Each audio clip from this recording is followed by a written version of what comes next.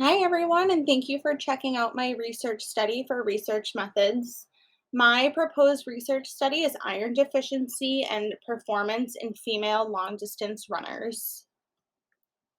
So, a little bit about this study. The purpose of this research study is to determine the effectiveness of an oral iron supplement on performance, specifically VO2 max, in female long distance runners who are participating in a marathon distance event, which is 26.2 miles. Additionally, these participants are going to have a diagnosis of iron deficiency. Interest in this topic is based on experience with participating in endurance running events. I personally have run several marathons, and I also have a diagnosis of iron deficiency. So it's something that I've kind of always wondered about with how much your iron levels ultimately affect your VO2 max performance and to what extent it's going to affect your performance.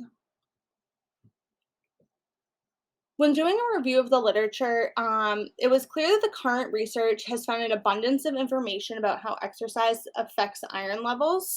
However, there is a significant gap in this specific area. The literature shows that it's important to determine whether or not an individual's iron levels are due to an inadequate dietary intake or due to increased participation in endurance activities. This is because participating in long endurance activities such as marathons and marathon training can actually decrease your iron levels from the impact of your feet hitting the ground. So, this ultimately helps the body break down iron, which is not beneficial for a runner who is trying to increase their VO2 max and ultimately their overall performance. Consuming enough iron through the dietary intake may be challenging for some individuals, resulting in the recommendation of an iron supplement. So, women specifically who participate in aerobic exercise, such as running a marathon, may see lower levels of effectiveness from an iron supplement, and further research has been recommended in the field, further supporting the decision to look more into this and complete research to determine how effective an oral iron supplement is in VO2 max performance. So, as we all know, iron travels through the bloodstream. That's what helps bring oxygen to where it needs to be, which in turn increases our respiratory and aerobic performance. Low iron levels can result in a decreased muscle aerobic capacity and ultimately also a reduced VO2 max. It's well known that iron plays an important role in oxygen transportation, as was just mentioned, but more research must be done in order to determine how effective an iron supplement would be in enhancing the performance of long distance female runners.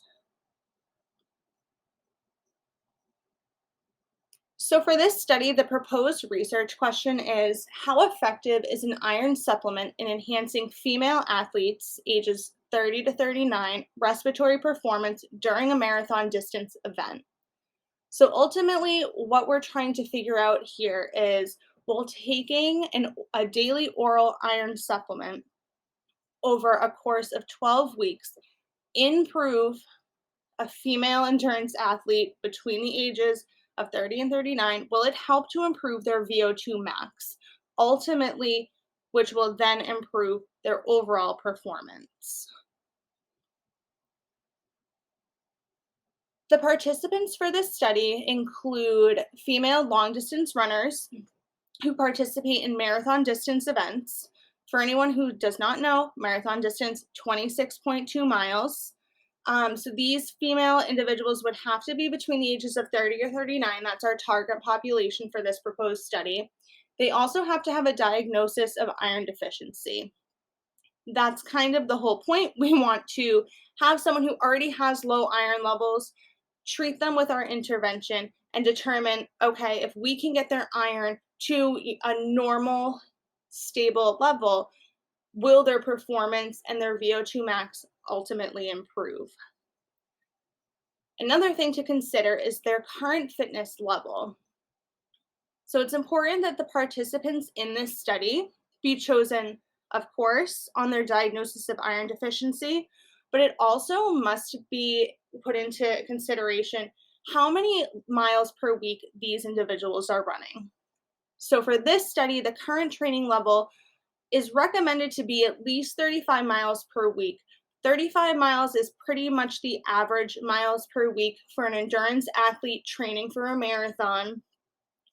So rather than having someone who maybe is kind of new to the sport or is, easing back in, having someone who is consistently getting their mileage in and is consistently working to improve their performance, that's what helped to determine the 35 miles per week. If they run more than that, that's totally fine. The recommended will be between 35 and 60 miles per week, as that's the average for a marathon distance runner during training. The other consideration is their ability to undergo frequent blood tests and VO2 max analysis. This is important because, of course, to determine serum iron levels, blood tests need to be done. That's how we're going to figure out whether or not the oral supplement is increasing the amount of iron in the body, whether or not the person is able to absorb it, and if that's changing at all throughout the study. VO2 max analysis must also be done because that's what we're trying to figure out is this oral iron supplement increasing and enhancing the individual's VO2 max?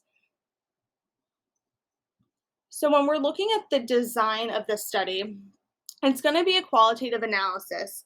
So for this one, we're using descriptive statistics. So we are looking at numerical data, which will result in a definitive evidence of whether or not the intervention is effective and whether or not the hypothesis will be supported. So the hypothesis for this particular study is whether or not a daily oral iron supplement will improve. So the hypothesis would be the daily oral iron supplement will help improve VO2 max performance in female long distance runners ages 30 to 39 who participate in a marathon distance event. So checking iron levels, of course, like we already mentioned, this is through a blood test. So this is something that's going to have to be done by a medical professional. It's going to be evaluated every 4 weeks. So at week 4, week 8, and week 12. So additionally, we will get baseline levels at the beginning, and then once we start the intervention 4 weeks in, we'll test iron levels. Week 8, we'll test again, and then at the end of the study at week 12, we'll see what the final results are. And the same is going to be for the VO2 max test. So the VO2 max test will also be completed at 4, 8, and 12 weeks. And this will be done in a laboratory specific to sports performance research. So this is done in a specific lab with specific equipment in order to analyze each individual's specific VO2 max. I also just want to make it clear that not each athlete is going to have the same VO2 max. So ultimately, that's not what we're looking for. We're not looking for each participant to have a VO2 max of, 43. What we're looking for is, did this person increase from their baseline and has their performance improved from the iron supplement? So to correlate, we'll see, okay, iron levels have improved, VO2 max has improved. That's kind of what we're looking for to definitively determine whether or not the iron supplement is improving the VO2 max, as if both the iron and the VO2 max increase. The group for this study is just going to be one group participating. Each individual is going to be evaluated before, during, and after. So we'll take baseline data on iron levels and VO2 max. And they're also going to, if I go to the next, go through an intervention of the daily oral iron supplement, as well as having a coach that's going to be determining their workout plan. So in order to make sure that we are kind of avoiding any areas of error or swaying any data, it's important for all the athletes to be training the same way. So we don't want one athlete working primarily on speed work and one athlete working on distance. We want to make sure that each athlete is participating in the same training, and we want to make sure that we have a designated coach working for the research team who's creating the schedule for each athlete. That way, we know, okay, each athlete has completed the same workouts. So that's one variable that we can factor out. So then we can kind of look at, all right, we don't have to worry about what their training is necessarily when looking at each individual, but instead we can kind of break it down and say, this is where their iron levels were at. They're participating in the same training as everyone else in the group. And then we can kind of determine, okay, so they're all participating in the same workouts. They're doing the same events. All that is the same. However, some people might not be able to absorb the iron as well. So that's another thing that's going to have to be considered. So that will help determine, okay, whether or not the iron supplement is effective for each person. It might not be as effective for one person as it is another. And these are some things that are going to have to be looked at further into the research. But to kind of sway where we want to go, stay consistent, we're going to make sure that we have a coach on site planning workouts for the participants, running the workouts, making sure everyone is doing the same, everyone will be getting the same dosage of iron, and everyone will be completing a VO2 max analysis.